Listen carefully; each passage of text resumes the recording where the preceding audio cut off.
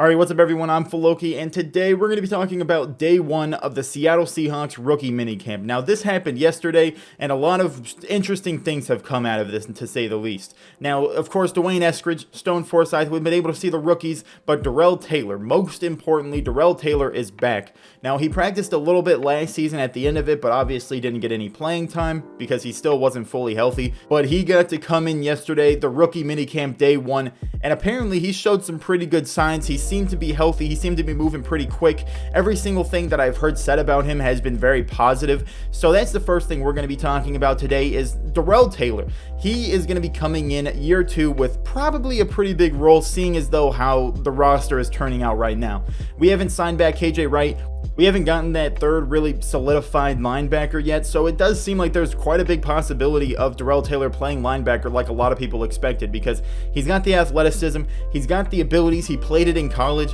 It's really just the matter of fact of if he's going to be able to cover when he's asked to, because if he's playing linebacker, he's most likely going to be rushing at that linebacker spot, stopping the run. On passing downs, he'll probably be playing defensive end, so he's probably not going to be called on to do coverage too much. But if he can build up his coverage ability, he's got the athleticism, he's got good enough speed and size to be able to play that linebacker spot if he can cover people. So it's definitely going to be interesting to see what comes throughout the rookie camp and everything that happens before the season, to see if he really grows and develops as a linebacker, and maybe he could become a pretty good linebacker for us to actually maybe play in some passing downs as linebacker. It'll be really interesting to see what comes out of that. But Darrell Taylor, from his interview, he seemed like he had a pretty big chip on his shoulder. He was pretty upset that he didn't play last year, and he seems to be 100% going into this year. He changed his number from 58 to 52 to represent his mom, so obviously he has something to play for now. I mean, there's a lot of good signs going into this season for Darrell Taylor. As long as he can stay healthy going into this season and throughout this season, I think that Darrell Taylor might be in store for a pretty big year, because he's got the size, he's got the speed, he's got a chip on his shoulder, and he seems healthy. So there's really not much more you can ask for a guy going into his technically first season, I guess, because he didn't play his rookie year. It'll definitely be really interesting to see what Darrell Taylor does next year, but I really hope that he can do really well, because we have some spots open for him. Obviously, we've signed a lot of defensive ends and edge rush, so he's probably going to be playing a little bit more at linebacker if he was going to be playing than defensive end, because we have so many good people there.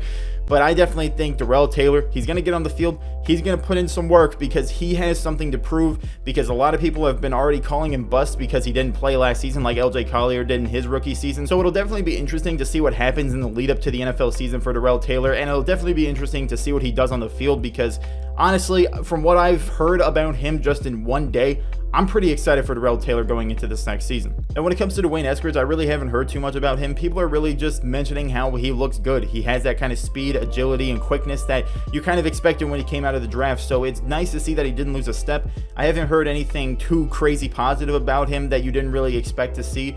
And I haven't heard anything too negative. So right now he's at a good spot. Maybe he can show glimpses of some crazy thing that we have no idea that he would have had coming out of the draft. But right now, Dwayne Eskridge looks like a solid guy, showing his speed, showing his quickness, looking good so far. Now, when it comes to Tre Brown and Cade Johnson, honestly, for some reason, I have heard absolutely nothing about Tre Brown. I think he was there day one. He may not have been. I know his name was on the list for the rookie minicamp, but he also hasn't signed his rookie contract yet, I believe. So maybe he wasn't there. I have no idea. I just have heard nothing about Tre Brown. When it comes to Cade Johnson, he apparently had an injury. Pete Carroll said that there was a minor injury that kept him out of day one of the rookie minicamp, and maybe he'll miss some more time in the minicamp, but I really hope that he does have the ability to get on the field and show what he's about, because Cade Johnson seems like one of the best undrafted free agency signings of the entire draft process for any team, and he came to us. And now to kind of wrap this up, I want to talk about some of the offensive lineman stuff that I thought was interesting. Now, of course, we have Pierre-Olivier Lestage. I still don't know if I'm saying his name right, but he was there for the rookie minicamp, and he was listed at guard. He was said to be a center when we got him out of the UDFA, so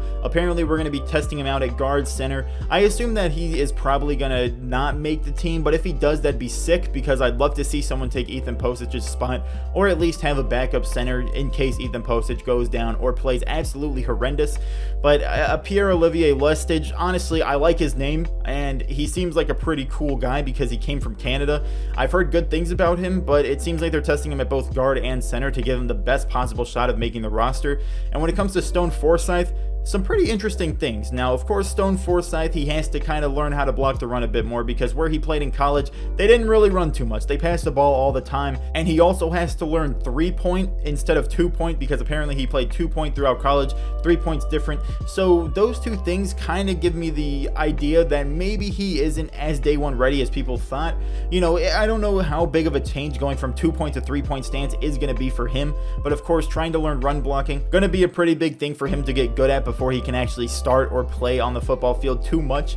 So it's going to be very important for him to learn that run blocking, get that 3-point technique down, and maybe if he can get that 3-point down, if he can get that run blocking down, then he will be good enough to be able to start day one. But honestly, I don't know too much about offensive linemen going from 2-point stance or technique or whatever you'd call it to 3-point.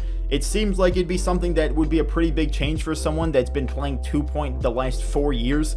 But honestly, I have no idea if it'll be that big of an issue. The run blocking obviously was something that when he was coming out of the draft was a bit of a question mark, and he's going to have to get better at that. But pass blocking, it'll be nice to see an actual good, huge pass blocker covering the tackle spot for Russell Wilson. But maybe he won't be starting day one, but I assume even if Dwayne Brown doesn't retire next season, Stone Forsythe will most likely be playing a lot of reps year 2, if not playing a lot of reps in year 1. So I'm pretty excited for Stone Forsythe, Dwayne Eskridge, Cade Johnson especially. I want to see him get on the field.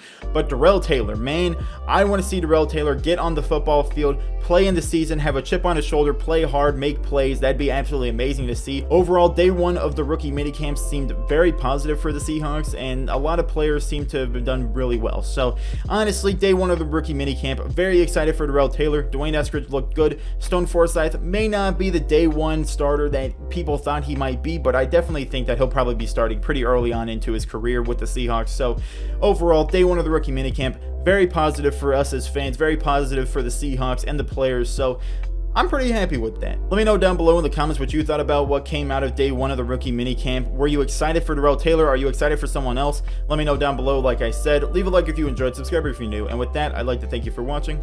Have a good day.